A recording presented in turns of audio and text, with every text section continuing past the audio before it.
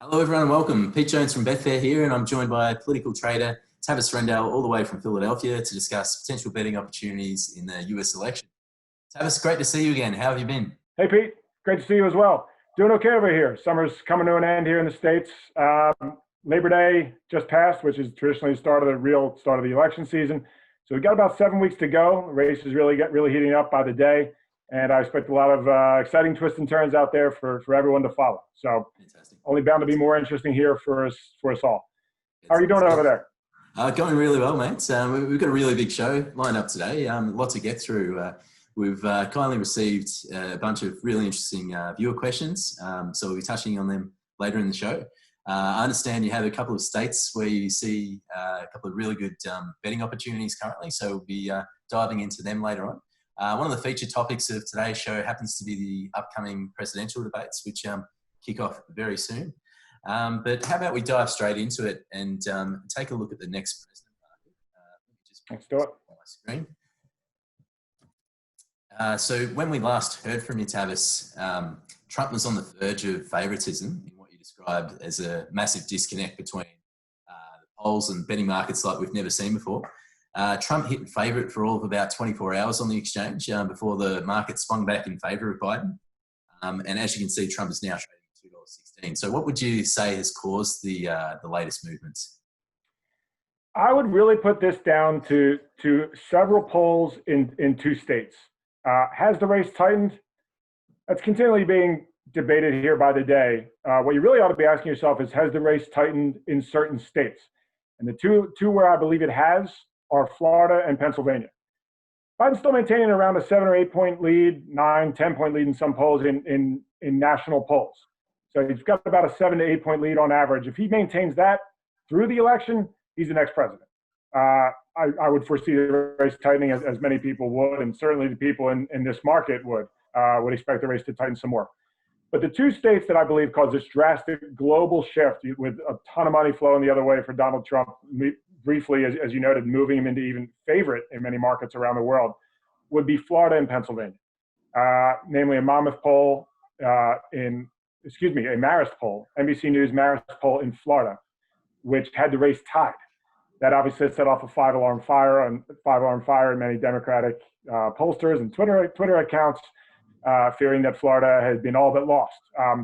Not necessarily true, but it is indicative of the race tightening. Why it's tightening there is Joe Biden continues to struggle with Hispanic voters, namely Cuban Hispanic voters in Miami-Dade, which is the largest county in Florida, and really the county where Joe Biden needs to maximize his turnout to become the president. He's continuing to struggle with that voting bloc, which is probably preventing him. He's doing very well with seniors, but again, struggling with Hispanics. It's preventing him from really putting the state in his column. The other state I want to point out to you here is Pennsylvania. This is probably the most frustrating to the Biden campaign, that he hasn't been able to put this away. Polls are routinely, surprisingly, showing this state closer than Wisconsin or Michigan, which you'd expect the opposite, given Biden, he spent his entire career in the Philadelphia media market, a much heavier African-American population in Pennsylvania. So he's got a lot of built-in advantages here that he should have been able to put this state away by now.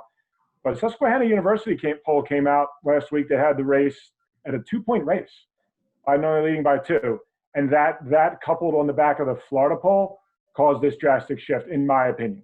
It's because it's not, no national poll really showed that level of tightening, but all it took was two or three polls in these states showing a tighter race, because these two states, I want to repeat to the viewers, these two states really are critical. The Democrats not going to win the White House.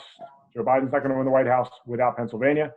Donald Trump's not going to win the White House without Florida. If they both don't hold serve in those two states, the race is most likely over. Sure. I see in recent news, Mike Bloomberg has committed to being $100 million into the Democrats' campaign in Florida. Can you see that having a major impact on them winning that state? It might not be major, and it might be minor, but that could be all the Democrats need to move the needle, just a point here or there. Apparently, Bloomberg's directing that $100 million towards targeting the group, which I just mentioned, that Biden's struggling with, Hispanic voters in Florida. And that'll be $100 million of targeted outreach. That'll certainly be a welcome jolt of energy for the Biden campaign. They would like to see him do the same thing in Texas, Arizona, perhaps even Nevada to shore that up for the Democrats and consolidate the Hispanic vote. Three other states that are going to decide the election, critical states. So it's much news. It's much welcome news. I think Democrats around the country were really, Bloomberg was getting a lot of stick for not injecting that money sooner. Better late than never, of course, but Bloomberg promised quite a bit of money to defeat Donald Trump, was willing to spend up to $1 billion to defeat Donald Trump when he announced his presidential campaign, short-lived presidential campaign back in February. He did promise to devote more money toward beating Trump. It's finally happening here with little under 2 months to go. So that'll be welcome news for the Biden campaign and Democrats across the country. Sure. In other news, a series of recordings were released by the Washington Post where Trump has admitted to intentionally playing down the coronavirus. Has this had an impact in the recent changes to the market? I don't think it'll impact the betting markets too much because, again, in the book after book after book of shocking revelations about the Trump administration, it comes out almost weekly. This is going to stay in the news cycle and has stayed in the news cycle a little bit longer because it is tied to the pandemic, of course. That's also tied to the economy. So that's why it stayed around. But will it move the markets? Probably not. I do see it staying in the news cycle for a little while. It is a pretty shocking revelation because it's on the record. This isn't an anonymous source. It's not a book written about anonymous sources or from anonymous sources. And it's not an article written from anonymous sources. This is the president on tape, on the record, speaking to an interviewer, one of the most famous in all of Washington.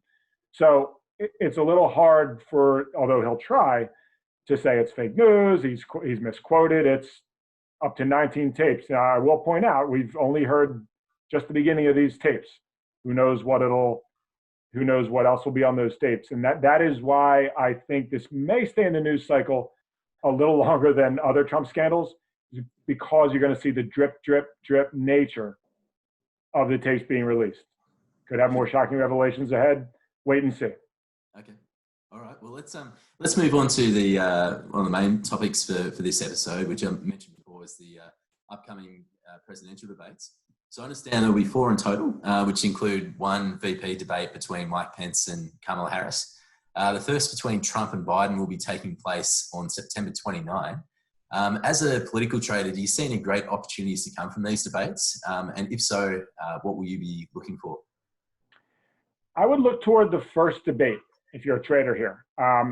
Incumbents almost always struggle in their first debate. George W. Bush famously did against John Kerry in 2004. Arguably more famously, Barack Obama did in 2012 against Mitt Romney, where this is probably the worst we'd seen, any observer had seen Obama in his entire career. He just wasn't there that night. And it's typical for incumbent presidents. There's been a lot written about it, but for whatever reason, they may not be used to getting questioned. They may not be used to be getting confronted directly, certainly not by their own staff, certainly not the case for Trump. And they're not used to being told what to do, and they just haven't been in that kind of environment. And all the practice in the world really isn't going to get you ready for that first debate after 4 years of being the president, where everybody tells you you're right all the time, as is the case most likely in the Trump administration, where it doesn't sound like he gets told the word no very often. Sure. So I would look for the first debate. Polls usually do stabilize after the debate. So if you're a trader here, you're going to want to trade the swing. Whoever, quote unquote, underperforms or overperforms, you're going to see a movement, especially if it's a clear loss in either direction for either candidate. I would just let the market move and then buy it back, because the polls will stabilize. In a polarized area like this, it's very unlikely that the polls will change enough permanently that that'll change the trajectory of the race. Sure. All that said, you're dealing with Donald Trump, okay? And this is a guy who stalked Hillary Clinton on the stage. I don't think you're going to see a similar thing with Biden in a similar format. I don't think candidates will be allowed that close to one another, for one. But he's a candidate who is impossible to predict against, right? He's impossible to practice against. You just don't know what he's going to do. He's already on the record saying he's going to wing it. He's not going to practice at all. Who are we to say is wrong? It worked for him in 2016. Maybe this is the guy that does best when he just improvises and doesn't practice. Takes a similar approach to his rallies. His fans love it. Yeah. I could see him not practicing at all for Joe Biden. If you're Biden, how do you practice for that?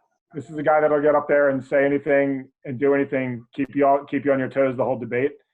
A moderator, Chris Wallace, I believe, is moderating the first debate. Going to be a good moderator, but he can only do so much. Trump's a stick of dynamite on stage that could go off at any moment. And I do think all three debates, for this reason, if you're a trader, you're gonna want to watch these very closely, because I do think you'll get a lot of live swings just based on Trump's actions on the stage. I'd expect them to be the highest presidential debates ratings-wise of all time, not least because everybody could still be stuck at home, but just from the sheer perspective of spectacle, I would tune in. Sure. I know we know that Donald Trump loves a good conspiracy theory. I was reading that he's quite keen on seeing Joe Biden get drug tested before these debates. What's the theory behind that? And will that actually happen? With I doubt Joe Biden's going to agree to that. But what do you know the story behind that? I don't actually. I don't know where he got that from. I mean, it's probably the dark recesses of the internet. This is a man who likes to spend his mornings. He could tweet out 6 conspiracy theories off the internet by lunch. He's been known to do that. He could tweet. He could speak. He could throw out 10 conspiracy theories in the first 30 minutes of the debate. This is why he's a candidate that's impossible to practice for. The notion that Joe Biden's on performance-enhancing drugs, yeah, we're all going to hear that and laugh it off, but he could throw that out there on stage. I don't know where he got it, but I have heard that in the past 24 to 36 hours. That's his newest theory. But that's kind of what he likes to do, is just sort of throw something new out there every few days and see if it sticks and see who runs with it. So I'd expect him to do that in condensed form and in probably 90 to 120-minute debate. I forget what the length of the first debate is, but I'd expect a lot of firecrackers like that in the first, perhaps even in the opening minutes. Okay. So I do not think Joe Biden will be submitting to a drug test, to answer your question. Sure. Is it fair to say that supporters of both parties will both walk away with an overwhelming sense that they both won the debate? Not an overwhelming sense, but an overwhelming spin. You can bank on that.